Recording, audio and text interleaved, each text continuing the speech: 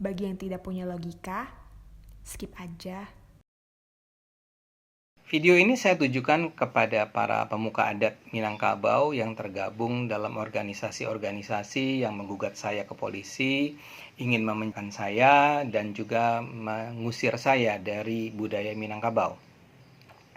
Secara spesifik, video ini saya tujukan pada para pimpinan Majelis Tinggi Kerapatan Adat Alam Minangkabau atau MAAM, pimpinan dari Badan Koordinasi Kerapatan Adat Nagari Sumatera Barat atau Bakorkan, serta Mahkamah Adat Alam Minangkabau. Saya ingin meminta lembaga-lembaga tersebut untuk bisa menunjukkan kepada publik satu ayat saja dalam Al-Quran yang menyatakan bahwa Injil tidak boleh diterjemahkan, atau menunjukkan satu ayat saja dalam Al-Quran yang menunjukkan bahwa umat Islam tidak boleh membaca Injil. Satu ayat saja. Nggak usah dua, nggak usah tiga, satu ayat saja. Sebenarnya di Sumatera Barat ada banyak organisasi adat, tapi dua lembaga pertama yang saya sebut tadi, Mahkamah Adat Alam Minangkabau atau MAM, serta Badan Koordinasi Kerapatan Adat Nagari atau Bakorkan Sumatera Barat, adalah dua lembaga adat Minang yang melaporkan saya ke polisi. Pasal yang mereka gunakan adalah pasal 28 ayat 2 Undang-Undang ITE, yang artinya mereka menuduh saya menyebarkan rasa kebencian atau permusuhan individu atau kelompok berdasarkan sara, suku, agama, ras, dan antar golongan. Adapun Majelis Tinggi Kerapatan Adat Alam Minangkabau MTKAM yang ketuanya Irfianda Abidin adalah lembaga yang menyatakan saya melecehkan adat dan budaya Minang sehingga saya dibuang sepanjang adat. Buat saya, gugatan dan tuduhan mereka itu mengada-ada, kecuali kalau mereka memang mampu menyebut satu ayat Al-Quran seperti yang tadi saya minta. Saya digugat karena saya mempertanyakan mengapa Sumatera Barat menjadi provinsi terbelakang dan lebih kadrun dari kadrun. Tapi kalimat bertanya saya itu ada konteksnya. Saya bukan menyatakan Sumatera Barat terbelakang dan lebih kadrun dari kadrun, titik. Pertanyaan saya mengenai keterbelakangan Sumatera Barat itu dilandasi pertanyaan tentang pelarangan aplikasi Injil berbahasa Minang. Saya tidak keberatan dilaporkan ke polisi. Saya siap dipanggil polisi, walaupun dalam kondisi wabah COVID-19 ini, saya keberatan kalau harus terbang ke Padang. Jadi kalau mau diperiksa di Jakarta saja. Saya juga tidak keberatan dibuang oleh adat dan dicoret namanya sebagai bagian dari keluarga Minangkabau. Tapi, menurut saya, para pimpinan lembaga adat itu juga harus secara jelas bisa menjelaskan kenapa saya dianggap menyebarkan kebencian atau permusuhan atas dasar sara. Saya menuntut mereka juga bisa menjelaskan mengapa saya dianggap melanggar adat. Karena jangan-jangan mereka sendiri yang melanggar adat dan mungkin memecah belah bangsa. Saya jelaskan inti kasusnya ya.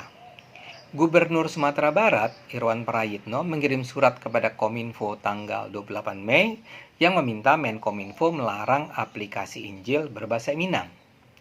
Alasan Pak Irwan itu dua, masyarakat Minang resah, dan kedua karena aplikasi tersebut dikatakan sangat bertolak belakang dengan adat dan budaya Minang. Dikatakan di sana, adat dan budaya Minang punya falsafah, adat bersandi syara, syara bersandi kitabullah. Itu artinya adat didasarkan pada syariah yang didasarkan pada kitab Allah, yaitu Al-Quran. Karena itulah saya menulis status berbunyi begini. Loh, ini maksudnya apa? Memang orang Minang nggak boleh belajar Injil.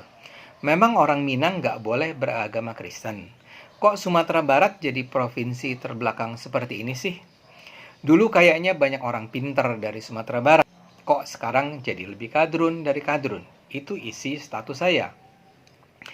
Tapi semua pernyataan saya tentang keterbelakangan dan kadrun tersebut adalah bagian dari rangkaian pertanyaan mengenai apa landasan kebijakan Gubernur Irwan Prayitno untuk melarang aplikasi Injil berbahasa Minang. Karena itu saya tanya sekarang, apakah ada landasan yang kuat menurut Al-Quran bahwa aplikasi Injil berbahasa Minang adalah sesuatu yang terlarang menurut Islam? Ini penting, karena kan tadi dikatakan, menurut falsafah Minang, apa yang disebut adat Minang itu harus punya landasan di Quran. Jadi nggak berlebihan dong kalau sekarang saya meminta para pimpinan adat dalam 3 lembaga yang menggugat saya menunjukkan ayat-ayat Al-Quran yang secara tegas menyatakan bahwa Injil tidak boleh diterjemahkan. Atau menunjukkan bahwa ada ayat Quran yang secara tegas menyatakan bahwa umat Islam dilarang membaca Injil terjemahan.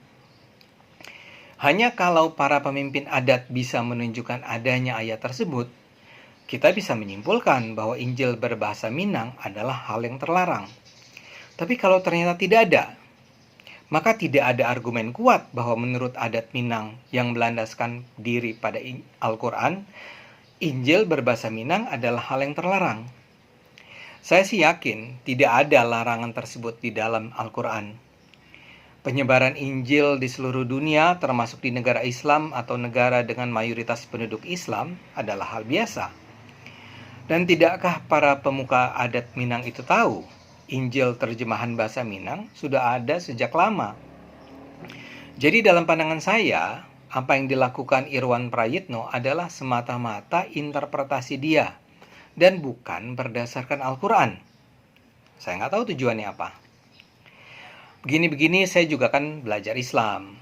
Saya bahkan tidak menemukan satu hadis pun, nggak usah ayat Al-Quran, satu hadis pun yang memuat pernyataan Nabi agar umat Islam tidak mempelajari Injil. Tentu saja ada para pemuka Islam yang selama ini menganggap bahwa membaca Injil itu haram. Tapi itu cuma pandangan atau tafsiran, bukan sesuatu yang ada dalam Al-Quran. Tapi kalau ternyata saya salah, dan ternyata ada ayat Al-Quran yang secara tegas memuat larangan atas terjemahan Injil atau larangan bagi umat Islam membaca Injil, tentu dengan ringan hati saya menyatakan saya bersalah. Dan karena itu saya minta maaf pada Gubernur Irwan Prayitno dan masyarakat adat Minangkabau. Kalau para pemuka adat tidak mau atau tidak bisa menjawab pertanyaan saya dan menunjukkan ayat yang saya pertanyakan tadi, adalah hak mereka untuk berdiam diri tentu saja. Saya cukup mengetahui bahwa apa yang saya lakukan tidaklah menghina budaya Minang, dan yang lebih penting tidak bertentangan dengan kitab Allah yang menjadi landasan bagi budaya Minang, Al-Quran. Kalau saya salah, saya bersedia minta maaf secara terbuka kepada para pimpinan adat, kepada publik, dan mohon ampunan pada Allah. Tapi kalau para pimpinan adat yang salah, ya mereka sih tidak perlu minta maaf pada saya. Walau saya sudah dihina sebagai orang yang harus dibuang. Mereka cukup deh menyatakan bahwa mereka tidak menemukan satupun ayat Al-Quran yang melarang penterjemahan Injil dan melarang umat Islam membaca Injil. Dan kalaupun mereka bahkan tidak mau mengakui itu, yaitu terserah pada kesadaran diri mereka masing-masing. Allah kan tidak pernah salah dalam menghitung. Gunakan akal sehat, karena hanya dengan akal sehat hidup kita akan selamat. Kalau masih punya logika, jangan lupa subscribe, like, share, dan bunyikan loncengnya.